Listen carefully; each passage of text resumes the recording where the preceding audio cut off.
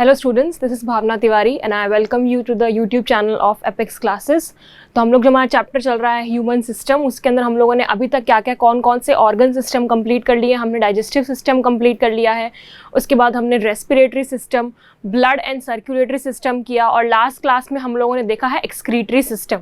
Alright, तो हमने जो ये 4 अभी तक ऑर्गन सिस्टम देखे हैं इससे पहले, वो सारे के सारे सिस्टम ऐसे थे जो हमारी बॉडी के लिए सर्वाइवल के लिए ज़रूरी थे। ऑलराइट, तो सर्वाइवल के लिए मतलब कैसे, हमें फूड चाहिए।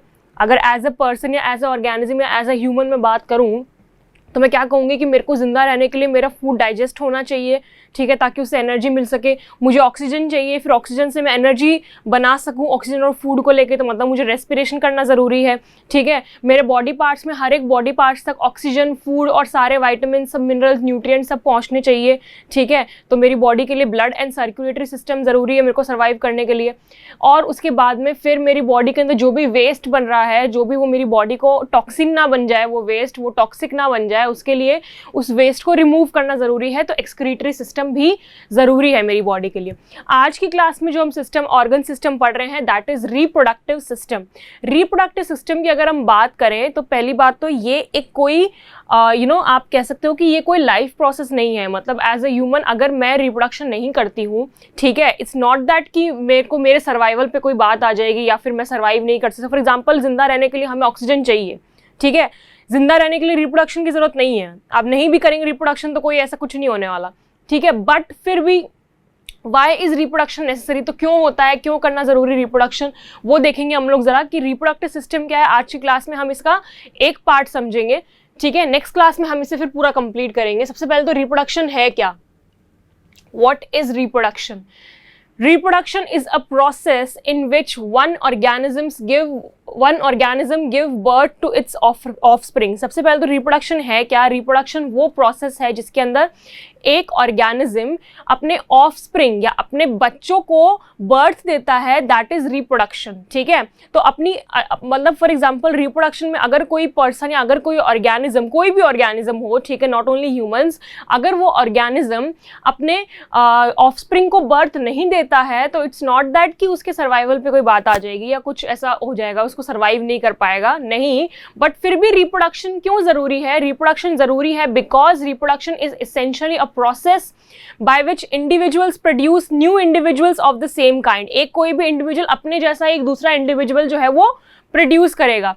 And this process is very important for the existence of life on earth. Reproduction जरूरी इसलिए है ताकि अर्थ के ऊपर लाइफ बनी रहे। मान लो अगर कोई स्पीसीज है, कोई भी ह्यूमन नहीं, कोई भी स्पीसी है, उसके अंदर मान लो 4 इंडिविजुअल्स है, ठीक है। अब वो 4 इंडिविजुअल्स अगर आगे रिप्रोडक्शन नहीं करेंगे तो उनकी स्पीसी खत्म हो जाएगी, वो स्पीसी पूरी खत्म हो जाएगी।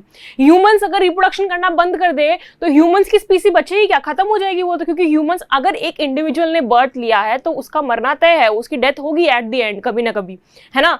तो अगर एज ए ह्यूमन हम सब रिप्रोडक्शन करना छोड़ देंगे तो क्या होगा, हमारी स्पीसी आगे कंटिन्यू ही नहीं होएगी, तो ह्यूमंस नाम की स्पीसी खत्म हो जाएगी अर्थ से। क्योंकि जो हैं अभी एग्जिस्ट कर रहे हैं वो तो सब खत्म हो जाएंगे और नए जो हैं वो हम कर नहीं रहे हैं, तो क्या होगा, फिर स्पीसी खत्म हो जाएगी। तो रिप्रोडक्शन इज जरूरी। रिप्रोडक्शन क्यों जरूरी है, क्योंकि ताकि आपकी अर्थ के ऊपर लाइफ बनी रहे, एग्जिस्टेंस रहे, उसका जो स्पीसीज है सारी की सारी वो कंटिन्यू रहे। ऑलराइट, तो रिप्रोडक्शन इसके लिए जरूरी है, ठीक है। तो रिप्रोडक्शन का प्रोसेस क्या है, जिसके अंदर एक ऑर्गेनिज्म या 2 ऑर्गेनिज्म मिलके एक कोई नए ऑफस्प्रिंग को बर्थ देते हैं, अपने जैसे सेम काइंड के ऑर्गेनिज्म को बर्थ देते हैं। ऑलराइट, ठीक है। तो अब देखिए ये तो है रिप्रोडक्शन। और रिप्रोडक्शन क्यों नेसेसरी है, क्या ऐसा रीजन इसकी वजह से रिप्रोडक्शन करना जरूरी है, रिप्रोडक्शन होना जरूरी है, ठीक है। उसे वो हमने क्या कहा, लाइफ एग्जिस्ट करनी जरूरी है अर्थ के ऊपर, इसके लिए रिप्रोडक्शन भी जरूरी है। रिप्रोडक्शन करने के लिए जो हमारी बॉडी में अलग से सिस्टम होते हैं, सारे ऑर्गन्स का ग्रुप होता है जो मिलकर रिप्रोडक्शन में हेल्प करता है, उसे हम कहते हैं रिप्रोडक्टिव सिस्टम। तो reproduction is the process and reproductive system क्या है, वो रिप्रोडक्शन कराने वाले सारे ऑर्गन्स को क्या कहते हैं हम, रिप्रोडक्टिव सिस्टम कहते हैं। ठीक है। तो अभी हम मैं ह्यूमंस की बात नहीं कर रही हूँ, अभी हम लोग डेफिनेशन जो दी है ये रिप्रोडक्शन और रिप्रोडक्टिव सिस्टम की, ये डेफिनेशन सिर्फ ह्यूमंस के ऊपर बेस्ड है, ये इन जनरल डेफिनेशन है, मतलब ये हर ऑर्गेनिज्म हर स्पीसीज के लिए लागू होती है कि रिप्रोडक्शन ये होता है और रिप्रोडक्टिव सिस्टम ये होता है। ऑलराइट, अब हम देख रहे हैं, हम लोग अभी ह्यूमंस की बात नहीं कर रहे हैं, ह्यूमंस पे आएंगे बाद में, अभी हम लोग इन जनरली बात कर रहे हैं। हम देखना चाह रहे हैं कि रिप्रोडक्शन के कितने टाइप्स हैं। रिप्रोडक्शन तो पता है हमें, ठीक है, नए ऑफस्प्रिंग को बर्थ देना, वो ठीक है। रिप्रोडक्शन के टाइप्स कितने हैं, जरा वो टाइप्स देखिए। रिप्रोडक्शन के दो टाइप्स होते हैं, एक होता है asexual reproduction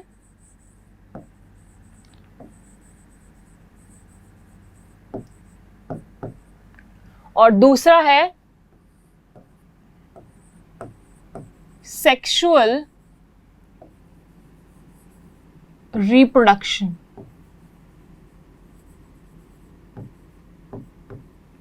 sexual reproduction, so these are the two types of reproduction. ये आपने लोअर क्लास में ही पढ़े होंगे कि सेक्सुअल और असेक्सुअल रिप्रोडक्शन क्या होते हैं, है ना, क्या होते हैं, जरा आपको अगर पता हो तो बताइए। असेक्सुअल रिप्रोडक्शन के अंदर क्या होता है, असेक्सुअल रिप्रोडक्शन जिसके अंदर इन्वॉल्वमेंट ऑफ सिंगल पेरेंट, सिर्फ एक सिंगल पेरेंट अपने जैसा एक नए इंडिविजुअल को बर्थ देगा। तो रिप्रोडक्शन के, असेक्सुअल रिप्रोडक्शन की अगर हमें डेफिनेशन देनी है तो हम क्या कहेंगे, involvement of single parent,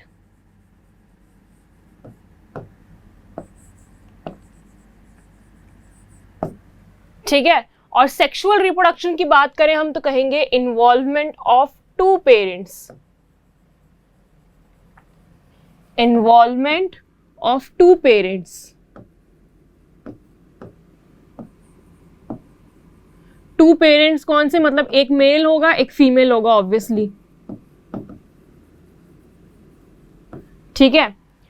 alright, तो असेक्सुअल रिप्रोडक्शन के एग्जांपल्स अगर देखें, फॉर एग्जांपल इसमें क्या है, अमीबा, हाइड्रा। इसके लिए क्या होता है ना, इनमें अमीबा, जैसे फॉर एग्जांपल अमीबा का बताऊं मैं, amoeba is a single cell, है ना, अमीबा एक यूनिसेल्युलर ऑर्गेनिज्म है, सिर्फ एक सेल से मिलकर बना है। तो अमीबा अपने जैसे कैसे अपना वो रिप्रोडक्शन करता है, मतलब अपने जैसा सेम काइंड का ऑर्गेनिज्म कैसे बनाता है, सिर्फ एक ही है। अमीबा के अंदर सिर्फ सिंगल पेरेंट से ही दो नए अमीबा बन जाएंगे। कैसे बनेंगे, अमीबा जो एक सेल है तो वो सेल क्या करेगा, डिवाइड करेगा, सेल के अंदर पहले न्यूक्लियस डिवाइड करेगा, फिर धीरे धीरे सेल वॉल डिवाइड होगी और फिर क्या बन जाएंगे, दो सेपरेट अमीबा ऐसे आपको बनते हुए दिख जाएंगे। तो यहाँ पर सिर्फ अमीबा अकेले ने ही रिप्रोड्यूस करके दो ऑर्गेनिज्म बना लिए, कोई दूसरे पेरेंट का इन्वॉल्वमेंट नहीं था, है ना। तो सिंगल पेरेंट ने ही खुद को डिवाइड करके कैसे भी करके उसने दो ऑर्गेनिज्म बना लिए, that is called asexual reproduction. Same goes with hydra, hydra भी अपने आप को क्या आता है, बड निकालता है धीरे धीरे करके, ठीक है। फिर वो नया जब पूरा डेवलप हो जाता है तो वो खुद की बॉडी से उसको सेपरेट कर देता है, तो वो नया हाइड्रा उसने बना दिया। तो उसने खुद से ही किया है, किसी और पेरेंट की उसमें इन्वॉल्वमेंट नहीं थी, ठीक है। तो इसको हम कहते हैं असेक्सुअल रिप्रोडक्शन, ठीक है, जिसके अंदर सिर्फ एक ही पेरेंट, मतलब खुद से ही मैं अपने आप से अपने नए ऑर्गेनिज्म को बर्थ दे दूं, तो दैट इज वो असेक्सुअल रिप्रोडक्शन है।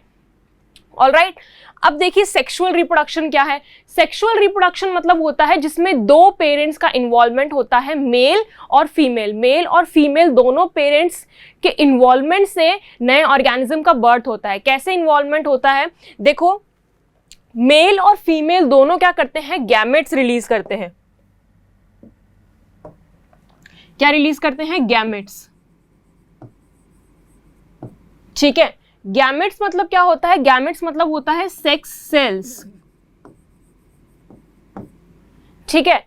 दोनों अपना सेपरेट करेंगे। अब मैं यहाँ पर नाम नहीं लिख रही हूँ, वो गैमेट्स का नाम जो है वो अलग अलग हो सकता है। फॉर एग्जांपल ह्यूमंस के अंदर मेल गैमेट जो मेल और फीमेल दोनों रिलीज करेंगे, ओके। तो मेल गैमेट का नाम स्पर्म होता है, फीमेल गैमेट का नाम जो होता है वो एग या ओवा होता है, ठीक है। तो वो सेपरेटली अलग अलग ऑर्गेनिज्म में होते हैं। हम यहाँ पर इन जनरल बात कर रहे हैं तो मैं कोई नाम नहीं बता रही हूँ आपको, जब ह्यूमंस की बात करेंगे तब हम देखेंगे, ठीक है। तो मेल और फीमेल दोनों क्या करेंगे, गैमेट रिलीज करेंगे। तो मेल गैमेट और female gamete, male gamete female gamete दोनों क्या करेंगे, फ्यूज करेंगे। दोनों जो सेल्स हैं वो क्या करेंगे, उन दोनों का क्या होगा, फ्यूजन होगा। क्या होगा, फ्यूजन। उस फ्यूजन से एक नया सेल बनेगा उस सेल को क्या कहते हैं हम? जाइगोट, उसे हम कहते हैं जाइगोट। ऑलराइट, और ये जो प्रोसेस है fusion of male gamete and female gamete to produce a new cell that is zygote, इस पूरे प्रोसेस को क्या कहा जाता है? इसे कहा जाता है फर्टिलाइजेशन। और जिस ऑर्गेनिज्म के अंदर सेक्सुअल रिप्रोडक्शन होता है, भले ही थोड़ा बहुत डिफरेंस होएगा, भले ही रिप्रोडक्टिव सिस्टम होगा उनमें डिफरेंट होएगा, पर ये जो चीज़ है ये हर ऑर्गेनिज्म में कॉमन होती है जो भी सेक्सुअल रिप्रोडक्शन कर रहे हैं। मेल गैमेट होगा, फीमेल गैमेट होगा, दोनों का फ्यूजन होगा, फ्यूजन से बनेगा एक नया cell zygote. Zygote is the initial stage of a new baby या फिर न्यू बॉर्न या फिर उसका ऑफस्प्रिंग। ठीक है, तो जाइगोट एक नया सेल बनाए, फिर यही सेल जो है बाद में डिवाइड होके पूरा डेवलप होके एक नया जो है वो ऑर्गेनिज्म बनता है। यही जाइगोट जो है वो इनिशियल स्टेज है एकदम। ठीक है, तो नया सेल बना, ये नया सेल जो है फिर बाद में डिवाइड होके वो हम देखेंगे कल की क्लास में, जो हम पढ़ेंगे फीमेल रिप्रोडक्टिव सिस्टम, है ना, तो हम देखेंगे कैसे डेवलप होगा। अभी तक आपको सिर्फ ये ध्यान रखना है जाइगोट के बाद का प्रोसेस कल की क्लास में रहेगा। आज की क्लास में हम यहां तक का प्रोसेस देखेंगे, हम लोग सिर्फ रिप्रोडक्टिव सिस्टम समझेंगे हम। ठीक है, तो मेल गैमेट और फीमेल गैमेट का फ्यूजन होगा, फ्यूजन होने से क्या बनेगा? आपका सिंगल सेल जाइगोट बनेगा, और इस प्रोसेस को हम क्या कहते हैं? फर्टिलाइजेशन कहते हैं। अब हम बात करेंगे ह्यूमंस के बारे में। ठीक है, तो ह्यूमंस के बारे में बात करें तो ये हम लोग देखेंगे रिप्रोडक्शन इन ह्यूमंस। ठीक है, तो मैंने क्या कहा, वो चीज तो कॉमन ही रहेगी, फर्टिलाइजेशन तो कॉमन ही रहता है जो भी ऑर्गेनिज्म सेक्सुअल रिप्रोडक्शन कर रहे हैं। तो ह्यूमंस की बात करें तो it is a bisexual reproductive process in which male synthesis sperm. अब देखो, दोनों सेक्सुअल रिप्रोडक्शन में ये तो कॉमन ही है कि मेल अपना गैमेट रिलीज करेगा, फीमेल अपना करेगा। ह्यूमंस के अंदर मेल गैमेट को कहा जाता है स्पर्म, ह्यूमंस के अंदर मेल गैमेट को कहा जाता है स्पर्म, वाइल फीमेल गैमेट को कहा जाता है एग। ये आपका फीमेल गैमेट है और स्पर्म क्या है? आपका मेल गैमेट है। ठीक है, तो ह्यूमंस के अंदर दोनों क्या रिलीज करेंगे? मेल गैमेट और फीमेल गैमेट। मेल गैमेट का नाम होता है स्पर्म और फीमेल गैमेट का नाम होता है एग। ठीक है, fertilisation of the egg with the sperm, fertilisation मतलब उन दोनों का फ्यूजन। फ्यूजन के बाद में क्या होता है?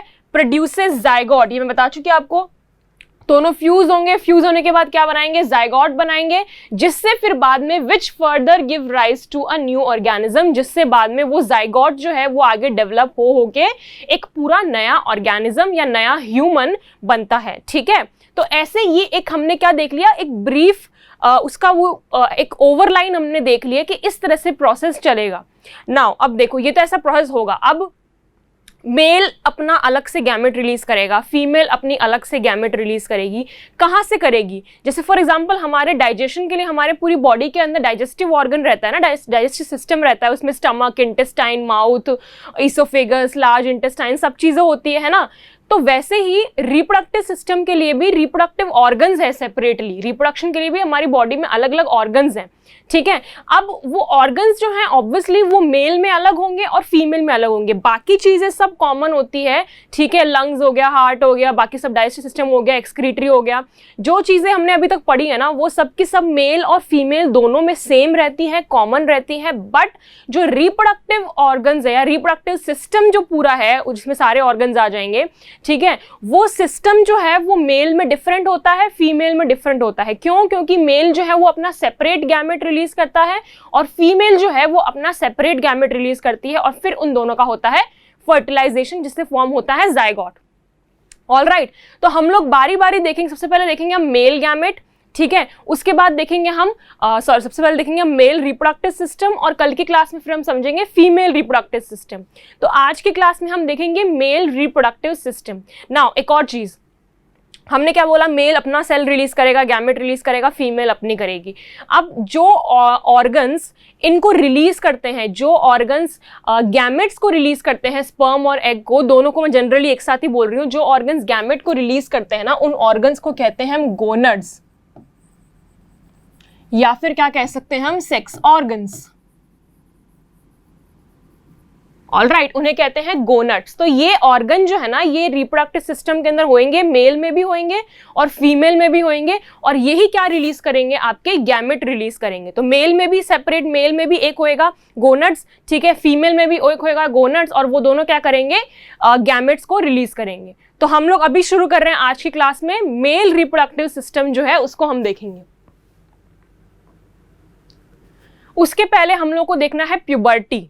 प्यूबर्टी क्या होता है, देखो ये तो हमने देख लिया कि मेल अपना रिलीज करता है, फीमेल अपना रिलीज करता है, फर्टिलाइजेशन होता है, ऑल गुड, वेरी गुड, अच्छी बात है, होता है तो। बट द थिंग इज कि ऐसा नहीं होता है कि ह्यूमंस जो है वो किसी भी एज में रिप्रोडक्शन करना शुरू कर सकते हैं या फिर उनकी बॉडी से वो गैमेट्स रिलीज होने शुरू हो जाते हैं। नहीं, ऐसा नहीं होता है। एक सर्टेन एज के बाद ऐसा होना शुरू होता है, ठीक है। तो उस प्रोसेस को क्या कहते हैं ना, प्यूबर्टी कहते हैं। प्यूबर्टी क्या होता है, puberty is the process of physical changes through which a child's body matures into an adult body capable of sexual reproduction. Puberty एक ऐसा प्रोसेस है फिजिकल चेंज का जिसके अंदर क्या होता है ना, कोई भी चाइल्ड की बॉडी मैच्योर होती है, मैच्योर मतलब ग्रो होती है, ताकि वो सेक्सुअल रिप्रोडक्शन कर सके। सेक्सुअल रिप्रोडक्शन ऐसे नहीं होता है कि अपने आप से वो कोई भी बच्चा जो है वो नया बॉर्न हुआ है और उसके जस्ट बाद में सेक्सुअल रिप्रोडक्शन के लिए उसकी बॉडी रेडी हो गई। नहीं, वो धीरे धीरे ग्रो करेगा, ग्रो करेगा, ग्रो करने के बाद एक सर्टेन एज के बाद ऐसा होता है कि उसकी बॉडी जो है ना, उसकी बॉडी में चेंजेस होने लगते हैं, फिजिकल चेंजेस। तो वो फिजिकल चेंजेस का साइन जो है ना, उसका मतलब ये है कि उसकी बॉडी अब सेक्सुअल रिप्रोडक्शन के लिए तैयार होना शुरू हो गई है, दोनों के लिए, मेल फीमेल दोनों की बात कर रही हूं मैं। तो उसकी बॉडी जो है वो सेक्सुअल रिप्रोडक्शन के लिए तैयार होना शुरू हो गई है, ठीक है। तो तैयार होना शुरू हो गई है, उस पूरे प्रोसेस को तैयार होना शुरू हुई है और फिर एक सर्टेन एज के बाद में वो प्रॉपर तैयार हो गई है, ठीक है। पहले शुरू हुई है, हो रही है, फिर एक सर्टेन एज के बाद में वो प्रॉपर तैयार हो गई है। अब वो जो ऑर्गेनिज्म है, वो ह्यूमन जो है ना, वो सेक्सुअल रिप्रोडक्शन कर सकता है, उसकी बॉडी जो है वो पूरी तरह से केपेबल हो गई है, उसकी एबल हो गई है। ऑलराइट, सो ये जो पूरा प्रोसेस है यहाँ से इस पूरी सर्टेन एज के बीच का, इस पूरे प्रोसेस को, जिसके अंदर चेंजेस आ रहे हैं बॉडी के अंदर, बॉडी तैयार हो रही है, इस पूरे प्रोसेस को कहते हैं प्यूबर्टी। ऑलराइट, तो प्यूबर्टी ये प्रोसेस है। अब देखो, ये प्यूबर्टी जो प्रोसेस है उसके अंदर मेल और, हमने कहा ना, फिजिकल चेंजेस आते हैं। तो मेल और फीमेल में क्या क्या चेंजेस आते हैं, मेल और फीमेल सेपरेटली हम बात करें,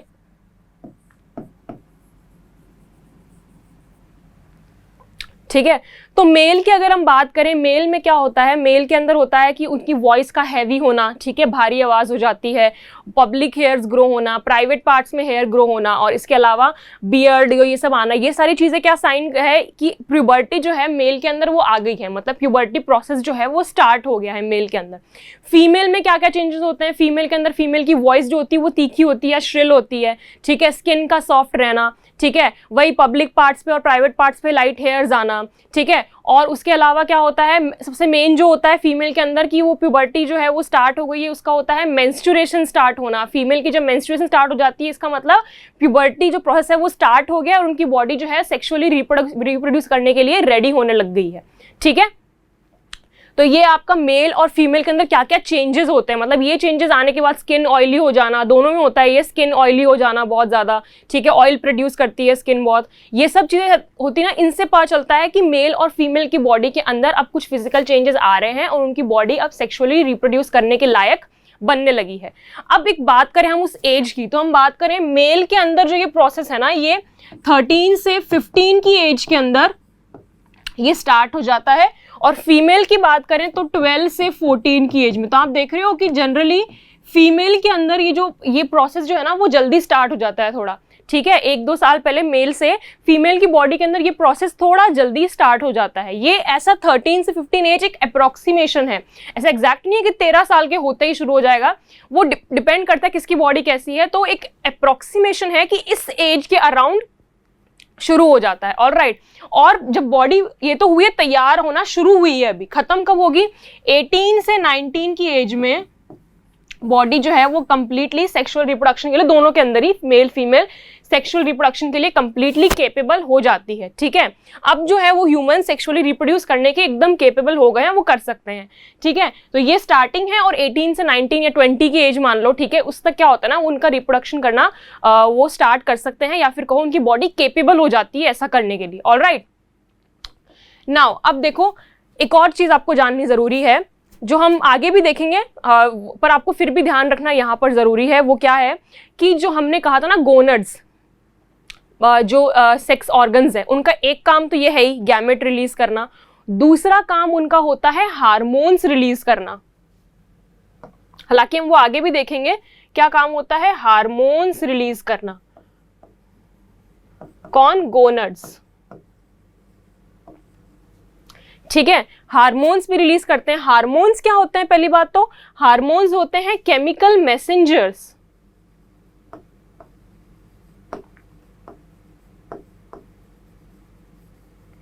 वैसे तो हम हार्मोन्स के बारे में इसके जस्ट बाद जब हम रिप्रोडक्टिव सिस्टम कंप्लीट कर लेंगे तो हम शुरू करेंगे हमारा सेंट्रल नर्वस सिस्टम और एंडोक्राइन सिस्टम। वहां पर ये हार्मोन्स हम बहुत डिटेल में पढ़ेंगे, क्योंकि वहां पर क्या है ना, बहुत सारे हमको ग्लैंड्स होंगे, एंडोक्राइन ग्लैंड्स, वो सारे एंडोक्राइन ग्लैंड्स अलग अलग हार्मोन्स रिलीज करेंगे, हम उनके बारे में देखेंगे। ठीक है, उनमें लेकिन यहाँ पर भी आपको जानना एक बार जरूरी ये है कि ये केमिकल मैसेंजर्स होते हैं। देखो जो आपकी बॉडी के अंदर ये चेंजेस आ रहे हैं ना, ये मेल के अंदर सेपरेटली आ रहे हैं, 13 से 15 की एज के अंदर मेल की बॉडी के अंदर क्या हो रहा है कि उनकी वॉइस हैवी हो रही है। और एक और ये एडम्स एप्पल जो होता है, मेल के अंदर से बाहर थोड़ा होता है, निकलता है, फीमेल्स के अंदर नहीं होता है, मेल में थोड़ा बाहर निकला हुआ होता है वॉइस बॉक्स जो होता है। ठीक है, इसके अलावा जो भी प्राइवेट पार्ट्स, पब्लिक पार्ट्स के अंदर हेयर ग्रो हो रहे हैं, वॉट एवर, शेविंग, बियर्ड आ रही है या फिर मुस्टैश आ रही है। ठीक है, ये सब चीज़ें जो है ना, ये सब चीज़ें क्यों आ रही है, और फीमेल के अंदर भी चेंजेस जो आ रहे हैं, फीमेल के अंदर भी मेंस्ट्रुएशन स्टार्ट होना, या फिर स्किन का सॉफ्ट होना, या फिर ऑयल प्रोड्यूस करना, या फिर वॉइस का श्रिल होना। ठीक है, ये सब चेंजेस जो है, ब्रेस्ट साइज इंक्रीज होना, ये सब चीज़ें जो हैं, ये सब चीज़ें होती है हार्मोन्स की वजह से। मेल गोनड और फीमेल गोनड दोनों जो है ना, वो दोनों के दोनों क्या करते हैं, एक तो ये सेल तो रिलीज करती हैं, गैमेट तो रिलीज करती हैं, साथ में ये केमिकल्स भी रिलीज करते हैं, ये हार्मोन्स भी रिलीज करते हैं, और इन्हीं हार्मोन्स की वजह से ये चेंजेस जो हैं वो बॉडी के अंदर आते हैं। ऑलराइट, तो हम लोग अब सारे वो चेंजेस क्या होंगे, कैसे, वो तो हमने देख लिए हैं। अब जरा हम देखें मेल रिप्रोडक्टिव सिस्टम। जब हम देखेंगे उस टाइम हम और इन हार्मोन्स के बारे में बात करेंगे कि मेल कौन सा रिलीज करता है, फीमेल कौन सा। जैसे फॉर एग्जांपल गैमेट अलग अलग होते हैं ना, मेल का गैमेट अलग है, फीमेल का अलग है, तो हार्मोन्स भी दोनों में अलग अलग है, वो नाम भी हम देखेंगे और क्या करते हैं वो भी देखेंगे। ठीक है, तो शुरू करते हैं हम लोग हमारा male reproductive system. So this is how a male reproductive system looks like. ठीक है, तो मेल रिप्रोडक्टिव सिस्टम में आपके क्या क्या ऑर्गन्स है, पहले मैं आपको ऑर्गन्स के नाम बता दूं, फिर हम देखेंगे उनके बारी बारी फंक्शन देखेंगे। ठीक है, सबसे पहला जो प्राइमरी ऑर्गन है, प्राइमरी ऑर्गन मतलब सबसे मेन ऑर्गन जो गैमेट को रिलीज करता है। ठीक है, हमने कहा था ना गोनड, सबसे मेन जो प्राइमरी जो सेक्स ऑर्गन होता है, रिप्रोडक्टिव ऑर्गन जो होता है ना, वो होता है गोनड या सेक्स ऑर्गन। ठीक है, जो कि गैमेट को रिलीज करेगा। ठीक है, बाकी सब तो क्या है, सेकेंडरी है, खाली उसमें हेल्प कर रहे हैं, क्या क्या कैसे करना है उसमें सिर्फ हेल्प कर रहे हैं, पर मेन जो अगर रिप्रोडक्शन होगा ना, वो किससे होगा, वो गैमेट से होगा, वो गैमेट्स फ्यूज करेंगे तभी होगा, गैमेट ही नहीं होगा तो फिर कहाँ से रिप्रोडक्शन होगा। तो प्राइमरी जो रिप्रोडक्टिव ऑर्गन होता है वो आपके होते हैं गोनड्स, और फीमेल के अंदर उस गोनड का नाम होता है टेस्टिस। ये टेस्टिकल लिखा हुआ है, इसे टेस्टिकल ना कहेंगे, हम टेस्टिस कहेंगे। ये मेल रिप्रोडक्टिव सिस्टम का साइड व्यू है। ये टेस्टिस दो होते हैं, लेफ्ट और राइट साइड, दोनों साइड के अंदर टेस्टिस। ठीक है, इनका मेन फंक्शन होता है, यहाँ पर एक ओवरव्यू देख लेते हैं हम, फिर हम उनके बारे में डिटेल में बात करेंगे। ठीक है, देखिए ये टेस्टिस है, टेस्टिस क्या करेगा, आपका मेल गैमेट को रिलीज करेगा। ठीक है, उस मेल गैमेट का नाम क्या होता है, मेल गैमेट हमने पहली बात की है, फीमेल मेल के अंदर जो उस गैमेट का नाम होता है स्पर्म। ठीक है, स्पर्म होता है, यहां से उसने टेस्टिस ने उसको स्पर्म को रिलीज किया। रिलीज करने के बाद ये जाएगा इधर, ये जो आपका पाइप जैसा स्ट्रक्चर है, टेस्टिस से लेकर सेमिनल वेसिकल तक। ठीक है, टेस्टिस से लेकर पूरा ये जो आपका ग्रीन कलर का दिख रहा है आपको सेमिनल वेसिकल, यहां तक जो आपका पूरा जो ये पाइप जैसा स्ट्रक्चर दिख रहा है, एक डक्ट दिख रहा है, इस डक्ट को कहते हैं वास डिफरेंस। ठीक है, तो स्पर्म जो यहाँ पर रिलीज हुआ, वो स्पर्म रिलीज होकर कहाँ जाएगा, यहाँ से ट्रैवल करके वास डिफरेंस में जाएगा, वास डिफरेंस में जाके कहाँ आ जाएगा, वो सेमिनल वेसिकल के अंदर। ये आपकी क्या है, सेमिनल वेसिकल। ऑलराइट, स्पर्म जो होते हैं वो एक या दो रिलीज नहीं होते हैं, मिलियंस ऑफ स्पर्म्स एक साथ रिलीज होते हैं। ठीक है, तो वो इतने सारे स्पर्म जो हैं वो एक साथ कहाँ पर आ जाएंगे, सेमिनल वेसिकल के अंदर आ जाएंगे। ऑलराइट, सेमिनल वेसिकल के अंदर आ गए। सेमिनल वेसिकल क्या करता है ना, उनको स्टोर करता है स्पर्म को, और साथ में क्या करता है, उनके अंदर एक फ्लूइड डालता है जिससे वो स्पर्म आगे फ्लो कर सके या मूव कर सके। हम फिर देखेंगे जब सेमिनल वेसिकल के बारे में लिखेंगे चीजें। यहां से वो आएगा ये प्रोस्टेट ग्लैंड, ये जो आपको ब्राउन कलर का दिख रहा है, ये वॉलनट जैसा स्ट्रक्चर है इसका, इसे कहते हैं प्रोस्टेट ग्लैंड। ये भी क्या करता है, एक तरह का लिक्विड जो है, फ्लूइड जो है ना, वो स्पर्म के अंदर इंड्यूस करता है ताकि वो स्पर्म जो है वो मूव कर सके, स्पर्म के मूवमेंट के लिए ऐसा करता है वो, ठीक है। फिर वो यहां से जाएगा, ये जो आपका यहां से यहां तक जो था वो तो वैस्ट डिफरेंस। उसके बाद जो ये डक्ट दिख रहा है आपको, ये पूरा, इस डक्ट को कहते हैं यूरेथ्रा। यूरेथ्रा हम लोग एक्सक्रीटरी सिस्टम में भी देख चुके हैं, है ना। यूरेथ्रा क्या था, यूरेथ्रा क्योंकि मेल के अंदर एक कॉमन ओपनिंग होती है जिससे मेल जो है अपना यूरिनेशन भी करता है और साथ में स्पर्म इजैक्यूलेट भी करता है। तो यूरेथ्रा जो वहां हमने एक्सक्रीटरी सिस्टम में देखा था ना, वही यूरेथ्रा है। ये मेल के अंदर यूरिनेशन और स्पर्म इजैक्यूलेशन दोनों जो है वो यूरेथ्रा के थ्रू ही होता है। तो यूरिन भी यहीं से फ्लो होता है। देखो ब्लैडर रहा आपका, पढ़ा था ना हमने एक्सक्रीटरी सिस्टम में ब्लैडर, कि ब्लैडर में क्या होता है, यूरिन जो है वो स्टोर होता है। तो यहाँ यूरिन स्टोर हुआ, यहाँ से देखो, यहाँ से फिर वो बॉडी से बाहर आ जाएगा, मेल की बॉडी से। तो होता क्या है, urethra is the common opening. Urethra जो है वो मेल के अंदर यूरिन और साथ में स्पर्म दोनों के लिए कॉमन ओपनिंग होती है। दोनों का रिलीज जो होता है यूरेथ्रा के थ्रू ही होता है। और ये जो बाहर मस्कुलर ऑर्गन है यूरेथ्रा के बाहर, इसको कहते हैं पेनिस, ठीक है। एक और जो इसका भी हम लोग फंक्शन देखेंगे, एक और जो है वो क्या है आपका, ये स्क्रोटम। टेस्टिस के बाहर ये पाउच जैसा स्ट्रक्चर जो आपको दिख रहा है, दिस पाउच लाइक स्ट्रक्चर, इस पाउच जैसे स्ट्रक्चर को हम क्या कहते हैं, बैग जैसा स्ट्रक्चर जो है, इसे कहा जाता है स्क्रोटम। ये आपका है स्क्रोटम, ऑलराइट। तो जरा बारी बारी सबके बारे में देख लेते हैं हम। सबसे पहला आपका है टेस्टिस। टेस्टिस की बात करें तो ये दो होते हैं मेल की बॉडी के अंदर।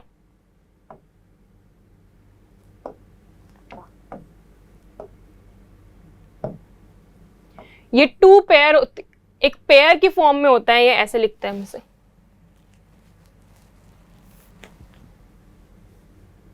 ऑलराइट, तो टेस्टिस की बात करें, टेस्टिस जो होते हैं ये दो होते हैं, ठीक है, पेयर में होते हैं, एक लेफ्ट साइड में एक राइट साइड में। ये क्या होते हैं आपका, ये जो टेस्टिस जो है आपका प्राइमरी रिप्रोडक्टिव ऑर्गन है।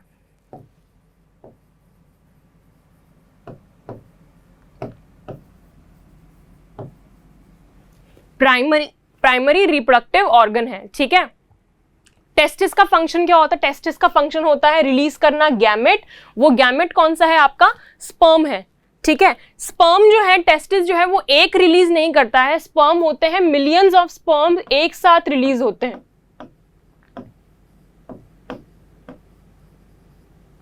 मिलियंस ऑफ स्पर्म एक साथ रिलीज होते हैं, ऑलराइट। अब देखो स्पर्म जो फर्टिलाइजेशन जो होता है ना, वो मेल की बॉडी में नहीं होता है, वो फीमेल की बॉडी में होता है। तो स्पर्म को ट्रैवल करके कहाँ जाना होता है, फीमेल की बॉडी के अंदर जाना होता है। तो स्पर्म का स्ट्रक्चर इस तरह से होता है, ऐसा होता है, हेड होती है और इस तरह से टेल होती है, ठीक है। तो ये टेल किस लिए होती है, ताकि स्पर्म जो है वो मूव करके जा सके, ठीक है। तो एक स्पर्म नहीं होता है, मिलियंस ऑफ स्पर्म होते हैं। और सेकेंडली क्योंकि फर्टिलाइजेशन मेल की बॉडी में नहीं होता है, फीमेल की बॉडी में होता है। फर्टिलाइजेशन मतलब मेल और फीमेल गैमेट का फ्यूजन होना।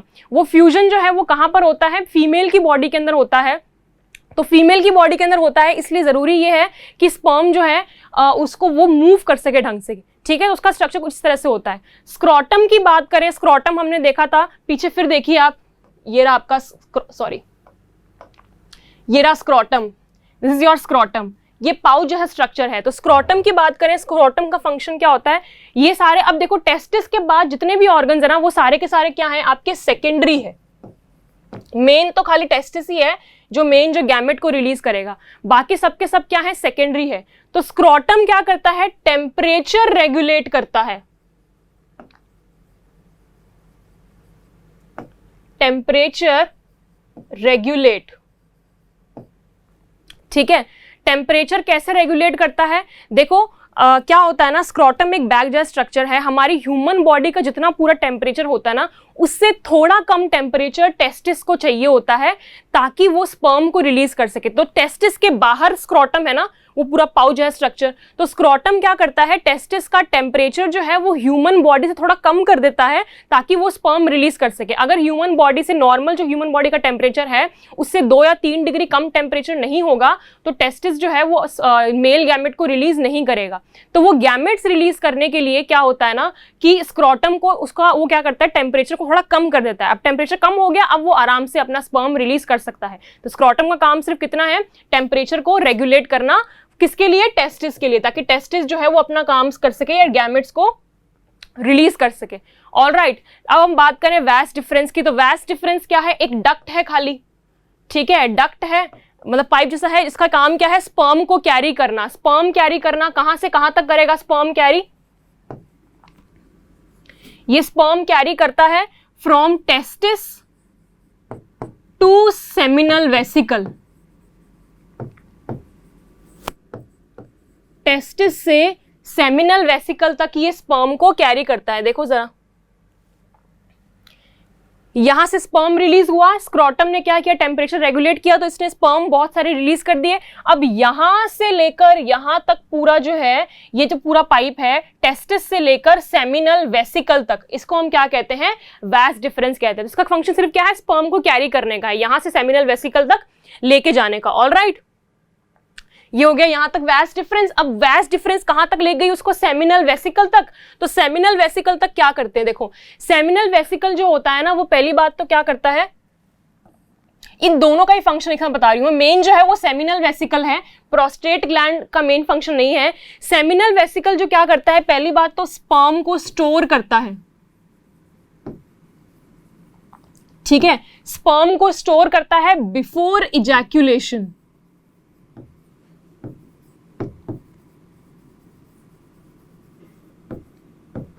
ठीक है, मेल जो है जब उसको स्पर्म को इजैक्यूलेट करना है या बाहर निकालना होगा ना, तब वो निकालेगा, लेकिन उसके पहले सेमिनल वेसिकल के अंदर वो स्पर्म जो है वो स्टोर रहता है ताकि वो इंस्टेंटली इजैक्यूलेट हो सके।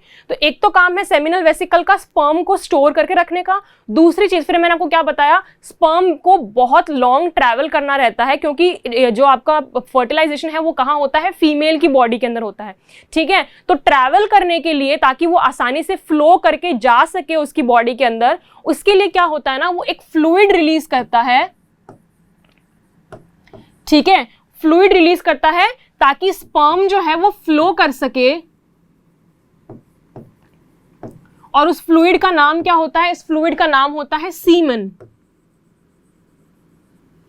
ठीक है, that is known as semen, ठीक है। प्रोस्टेट ग्लैंड की बात करें तो प्रोस्टेट ग्लैंड भी क्या होता है, एक वॉल्नर जैसा स्ट्रक्चर होता है, और ये भी यही फ्लूइड रिलीज करता है जो कि स्पर्म के फ्लो के अंदर हेल्प करता है। ऑलराइट, तो जरा देख रहे हैं हम लोग प्रोस्टेट ग्लैंड और सेमिनल वेसिकल दोनों।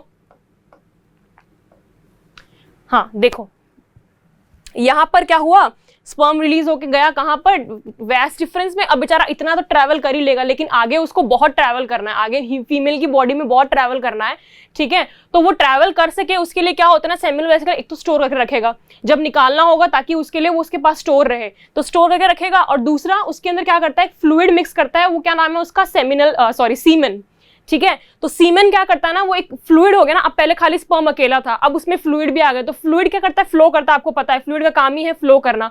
तो अब जो वो स्पर्म है आसानी से मूव करके जा सकता है, उसको एक ना मोमेंटम मिल गया है ताकि वो आगे फ्लो कर सके। ऑलराइट, और ये स्ट्रक्चर आपको ब्राउन वाला दिख रहा है, ये वॉल्नर जैसा स्ट्रक्चर जो है, इसे क्या कहते हैं, प्रोस्टेट ग्लैंड। ये भी एक तरह का फ्लूइड रिलीज करता है जो कि स्पर्म के फ्लो के अंदर हेल्प करता है। तो यहां तक देखो फ्लूइड जो है वो रिलीज हो गया। अब आगे का काम किसका है, यूरेथ्रा का बचा है और पेनिस का बचा है, हमने बाकी सब देख लिया। तो देखो जरा यूरेथ्रा क्या है, यूरेथ्रा की हम बात करें, urethra is a common opening,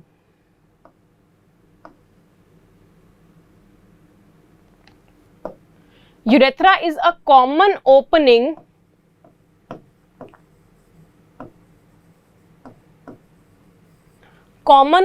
किसके लिए, for urine and for sperm.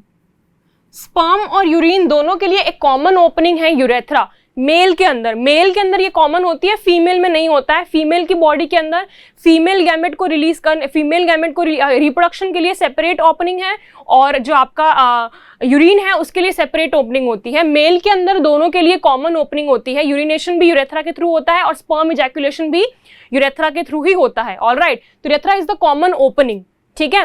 Penis जो है वो यूरेथ्रा के बाहर, देखो ऐसा स्ट्रक्चर है, ये देखो यूरेथ्रा से, यहां से यूरिन आ रहा है या जो भी आपका स्पर्म आ रहा है इधर से इस ओपनिंग से आ गया। इसके बाहर जो मस्कुलर ऑर्गन है इसको हम कहते हैं पेनिस, ठीक है। So this is a muscular organ outside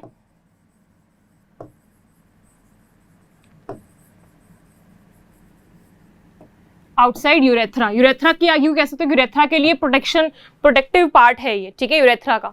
तो this is your male reproductive system.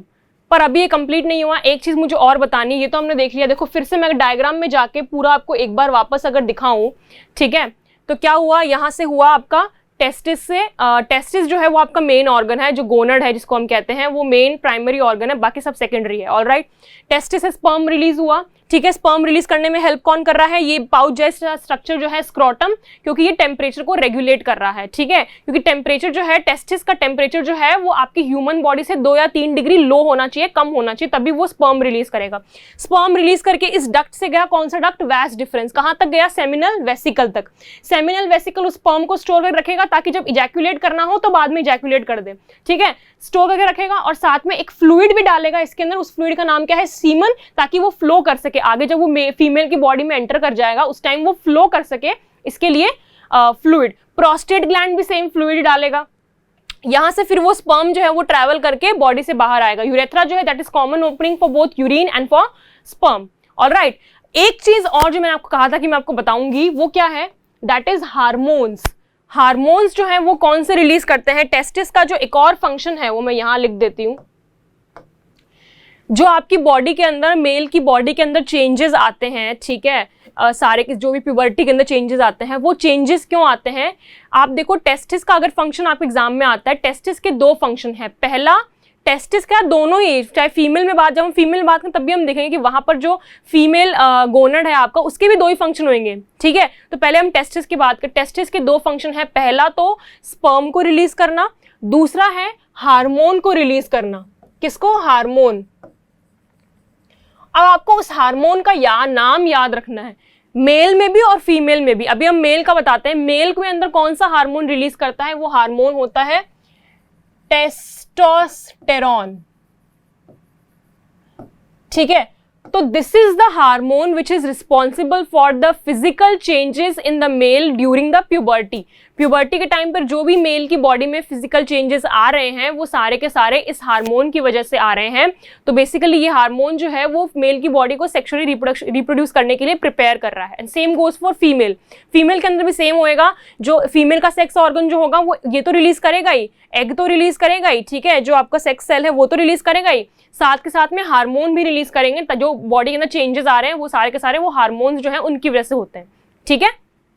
Alright, so this is your male reproductive system. Male reproductive system के अंदर सिर्फ इतना था कि स्पर्म रिलीज हो गया। अब बाकी का जो सारा प्रोसेस है उसके बाद का फर्टिलाइजेशन हो गया, जाइगोट बनना, जाइगोट बनने से बाद वो एम्ब्रियो में डेवलप होना, फिर फीटस, फिर बेबी में डेवलप होना और फिर उसकी डिलीवरी होना, ये सारे के सारे प्रोसेस कहाँ होते हैं, फीमेल की बॉडी के अंदर होते हैं। तो फीमेल की बॉडी के अंदर क्या क्या प्रोसेस होते हैं, क्या होते हैं, वो हम लोग देखेंगे नेक्स्ट क्लास के अंदर, ठीक है। तो यहाँ तक आज की क्लास में हमने देखा रिप्रोडक्शन होता क्या है, टाइप्स ऑफ रिप्रोडक्शन क्या है, ठीक है। टाइप्स ऑफ रिप्रोडक्शन के बाद में ह्यूमंस में कैसे रिप्रोडक्शन होता है। इन जनरल अगर हम सेक्सुअल रिप्रोडक्शन की बात करें तो सेक्सुअल रिप्रोडक्शन के अंदर क्या होता है, male gamete, female gamete, fusion, fusion से बनेगा जाइगोट जो कि एक सिंगल सेल है, ठीक है। इस पूरे प्रोसेस को हम क्या कहते हैं, fertilisation. The fusion of male gamete and female gamete to produce a single cell zygote is known as fertilisation. Alright, zygote फिर बाद में डेवलप होकर क्या करेगा, एक नया ऑर्गेनिज्म के अंदर वो ग्रो करता है।